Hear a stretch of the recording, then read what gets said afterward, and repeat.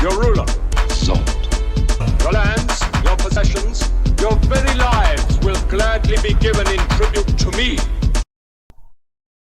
What's up, guys? So we're going to be checking out a trailer breakdown for the new Venom Let There Be Carnage trailer number 2 official trailer, or I think the first one was a teaser and this was the first official trailer.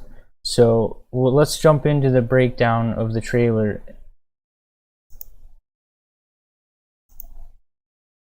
And bam.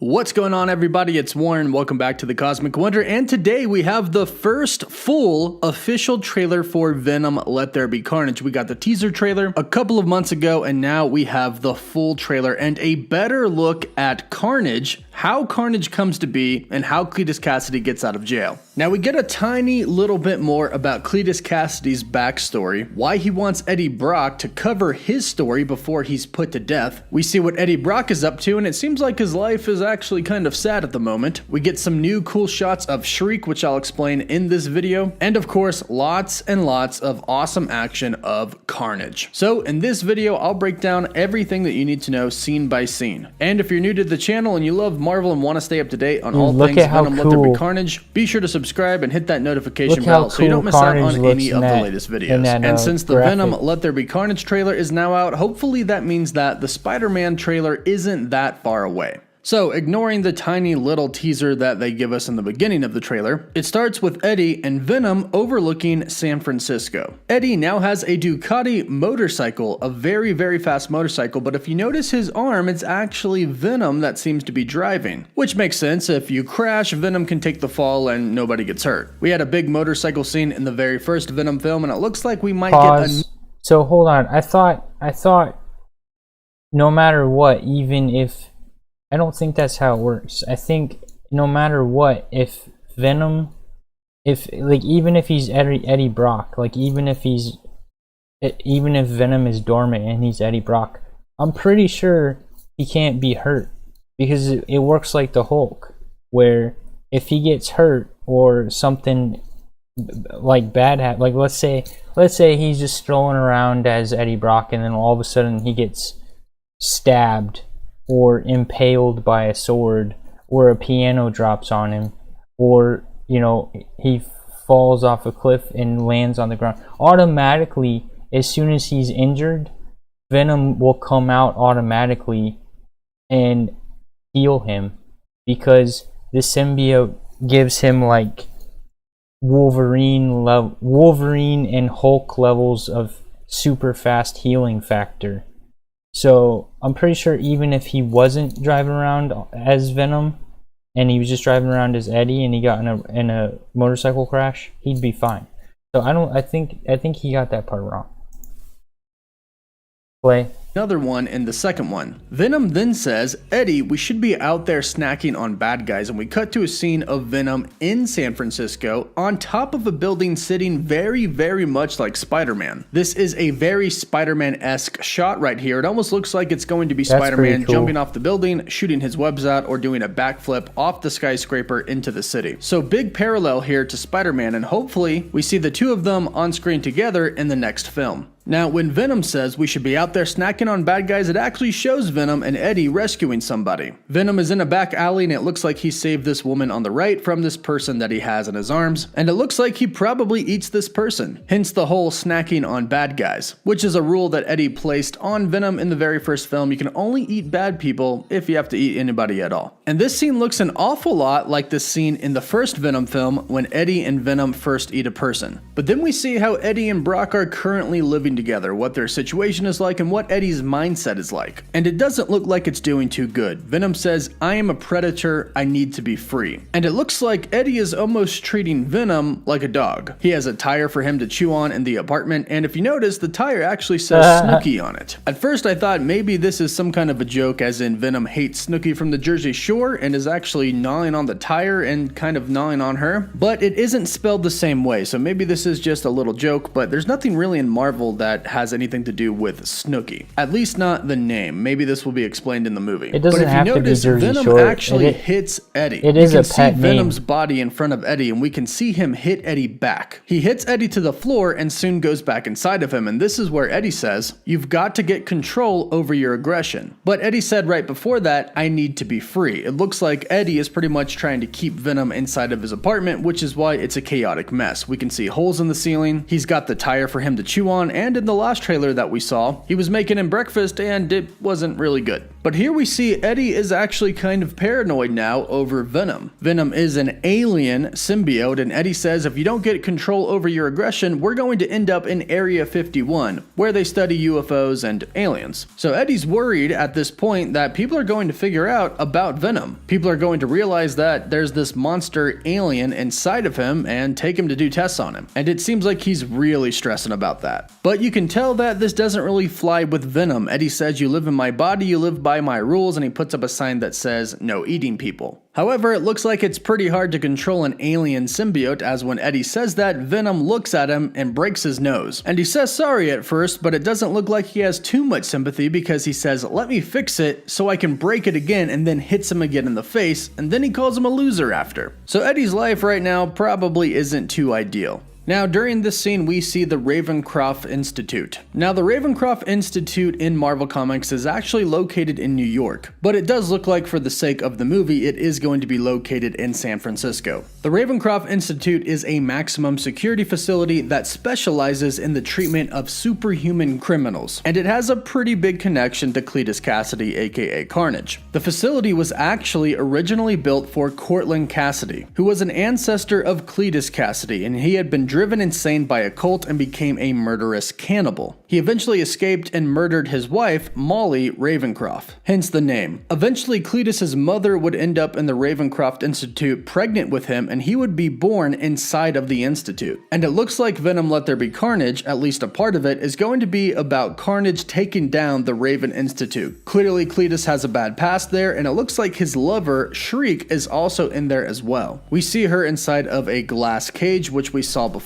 screaming, which is her power. She has the ability to manipulate sound. In Maximum Carnage, Shriek and Carnage escape together and are lovers, and then they go on a killing spree together. Now here we get another shot of a maximum security prison in which Cletus is held in. It's not sure right now if it is the Ravencroft Institute. It looks like it could possibly be the same facility, but it could also be a separate one as well. And here's where the post-credit scene from the first Venom film is kind of explained. We learn why Cletus Cassidy wants to talk to Eddie. It clearly seems like Cletus has studied Eddie's work. And inside of this universe where they exist in, Eddie could have even been responsible for finding some evidence that got Cletus Cassidy put in jail, but we'll see if they go with that story route. But Cletus has clearly picked Eddie because he wants him to specifically cover himself a serial killer. And here is where we kind of start to see how really insane Cletus is. He starts going on about how people love serial killers, and it looks like he's given Eddie some of his drawings that he's done in prison. We see a very large chapel drawn, which of course is going to be explained in the movie that we've seen before, and on one of the pictures on a tree it is written, "To thee strife was given between the suffering." Now this is actually a poem titled Prometheus, written by an English romantic poet, Lord Byron. It was written in 1816, and it's basically about a person who steals from a god to help humanity. Of the poem, the solitary, suffering, defiant hero is meant to empower readers, reminding them that the revolution begins with individuals who dare to imagine the future differently. Now, if you notice, it has a heart on it, which could be from Shriek. Perhaps the two of them, being mentally insane, could have imagined a future where they were actually heroes. And perhaps the carnage that Cletus keeps talking about is some sort of a revolution. Now, it could be a revolution against those who have locked him up in an institute, or it could simply be a revolution against society in itself. Either way, I think we know Carnage is coming. Now in the background, we have a post from the Daily Bugle. And as I pointed out in my last breakdown for the Venom teaser trailer, this is the same exact Daily Bugle from the Sam Raimi Spider-Man universe. It is exactly the same, implying some type of connection there. I'm assuming this will kind of be explained in Spider-Man No Way Home.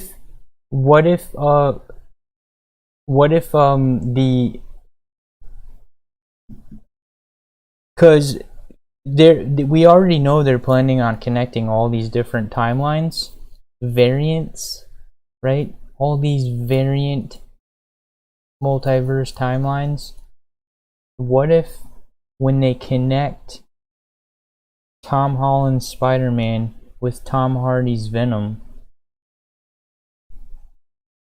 it is... Oh, wait. I'm trying to think.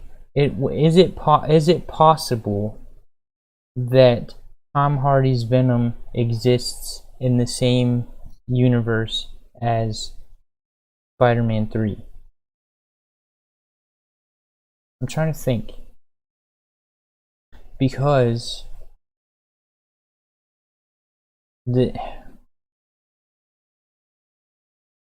is it possible that they... I mean, yeah, I think it is possible, because we never... all we got in Spider-Man 3 was the symbiote fell from the sky in a meteor. Right? So it is possible. It is possible. They never said what happened to it, or if it was even the same one. Like, it is possible. It could be the same... I don't know. But it definitely would be cool to see Tom Holland's Spider-Man and Tom Hardy's Venom meet up. And, you know, Tobey Maguire as Spider-Man again. But regardless, I'm on a tangent. Let's continue play.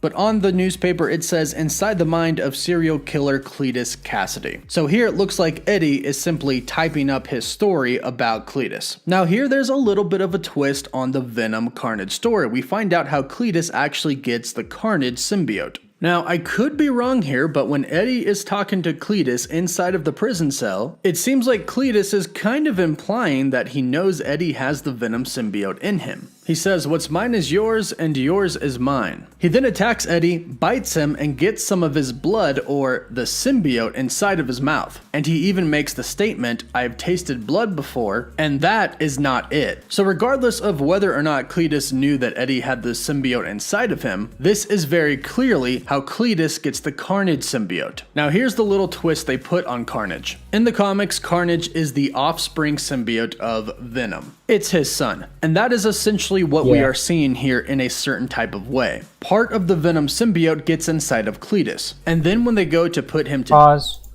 So yeah, that's exactly what happened was in the comics and in the 90s animated series. What happened was Eddie Brock encountered Cletus Cassidy, who was on death row for being a serial killer at the time. So Eddie Brock comes into contact with Cletus Cassidy on death row for being a serial killer. And then what happens is Eddie Brock's symbiote gets weirdly sick when it comes into contact with Cletus, and then like spits out a little piece of itself that is strangely attracted to Cletus and bonds with him, and then becomes this like bastardized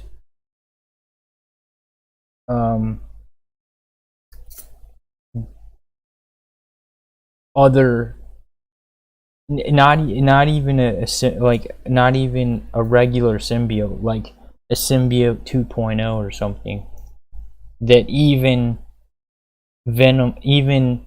Eddie's Venom symbiote is shocked to see, and is never, if I remember correctly. Alright, continue. Death and inject him with the poison. This poison interacts with the symbiote, and the symbiote defends its host, Cletus. And it looks like it kind of infuses with the poison and then becomes Carnage. Now from here we have a couple of different scenes that they're kind of trying to make look like one scene here, but they are separate. One is Carnage breaking out of prison. And as we see here, Carnage is definitely way more intense than Venom. As the officers shoot him, we actually see a giant hole right in the middle of his stomach, which is crazy to think about because if you realize that underneath him is Cletus, you should simply see Cletus when this symbiote makes a hole inside of the symbiote, but no, everything shoots through it. We can see clearly through this hole, meaning Carnage is actually morphing Cletus's body and forming a hole inside of his actual body. So it looks like Cletus and Carnage could actually be bonded more than Venom and Eddie. And after some amazing scenes of Carnage breaking out of prison, us seeing many of what he can do, including shoving his tongue down somebody's throat to kill them, we see him eventually get Shriek out of the Ravencroft Institute. We see the two of them riding in a car away together, explosions happening in the background, and this is the same car we later on see Shriek inside, screaming at the top of her lungs, destroying everything around her, showing how powerful her screams actually are. We then hear Cletus say, "I'm not a crazy man. I am a vengeful one."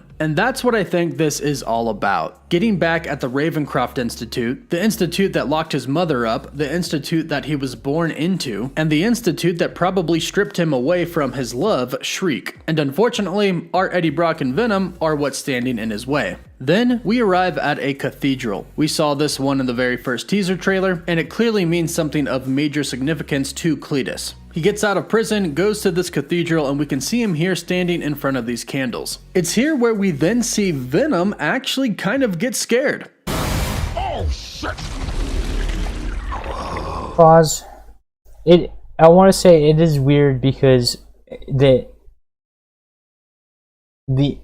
I forgive the first Venom movie because they had to do the story in a way that leaves out Spider-Man because they didn't have the rights to use Spider-Man in their Venom movie, and the only current Spider-Man was the MCU Tom Holland Spider-Man, so they had to do Venom's origins without Spider-Man.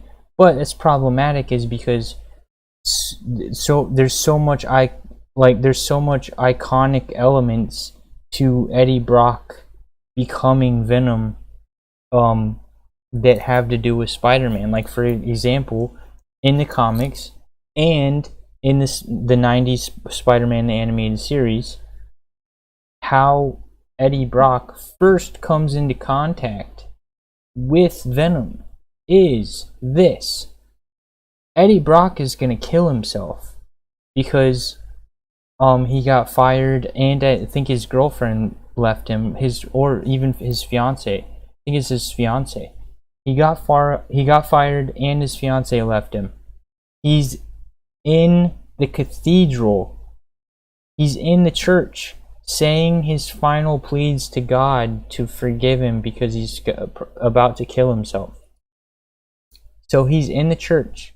Up above in the bell tower is symbiote suit Spider-Man, realizing the symbiote is bad for him and realizing that the symbiote is taking over, and uses the bell chimes, the sonic waves of the bell chimes, to get it off of him. And Eddie hears it, walks to the bottom of the bell tower, looks up, and the symbiote falls onto him.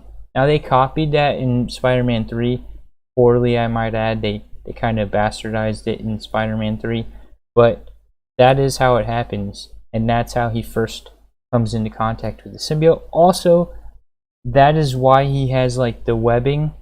In the first Venom movie, they have him swinging from his own tentacles, but actually the reason he swings from anything in the first movie, they had him swinging from tentacles, but it's because the symbiote copies the webbing from Spider-Man, knows all of Spider-Man's memories, knows that Spider-Man is Peter Parker, all that stuff. So it's kind of cool to see him in the cathedral. So he's in the church now for Carnage's origin, when they skipped all of the Venom origin. I don't know. I forgive them. As long as they finally get Spider-Man into the mix, and have a good Venom Spider-Man movie. I forgive them, but all right, continue. Where you going? That is a red one. You need to come out right now.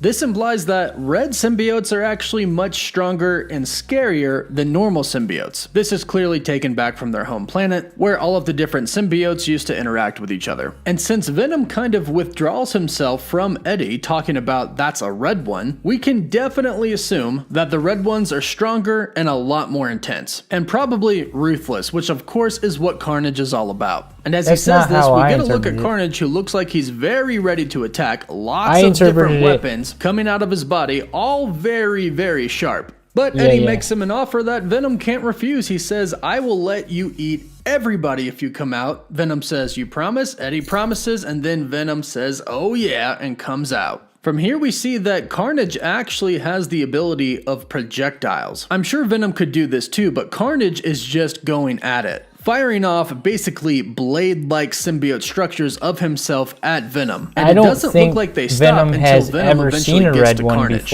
And from here, the two of them will no doubt battle it out in what's going to be an epic scene. Now, one of the last scenes that we get is of Cletus and Shriek walking away from a burning building. Again, I'm assuming this is the Ravencroft Institute, and the two of them are getting vengeance on the Institute, like Cletus Cassidy said. I'm a vengeful person. Shriek screams at the top of her lungs, as I mentioned before, seemingly breaking the car that she's in and everything else around her. It looks like Cletus actually goes to the store that Venom and Eddie go to a lot, and he kicks the clerk in the head. Now, it doesn't look like the woman that's usually there, Mrs. Chen, but it's clear that Cletus is searching for Eddie. And one of the final scenes I want to point out here is when Venom is seemingly jumping away from Carnage with a pole in his hand, but if you look behind him, it looks like the Carnage symbiote is absolutely huge. It's not in the actual form of Carnage, it's more like a wave of the symbiote trying to capture Venom. Now, this could be one of the final scenes where Venom kind of figures out how to break the symbiote apart, or this could simply be pure symbiote chasing Venom. And right after this, it's a blink and you'll miss it moment, but we see Carnage kind of separate himself from Cletus Cassidy. We see just his head talking to Cletus Cassidy, just like Venom did to Eddie in the first Venom film, and in this trailer as well.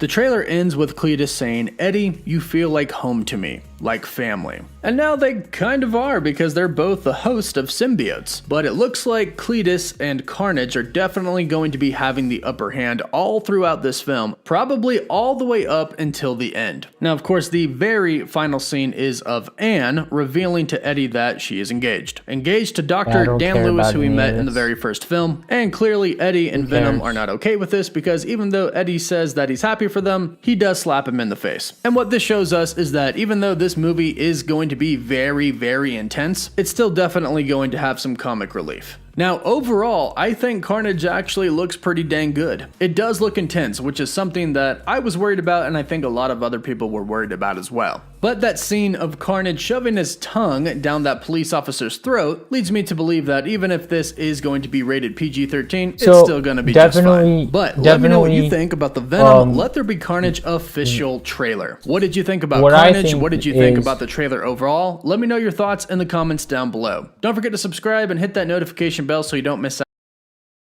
Alright, so I'm going to put the link to the Cosmic Wonders video in the description. So if you want to go check out the Cosmic Wonders video in the description, follow that link and say RulerZod sent you.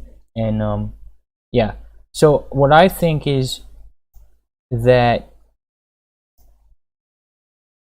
Venom can do like Venom can also do sharp objects and stuff, but I don't think he can do it to the full extent that Carnage can.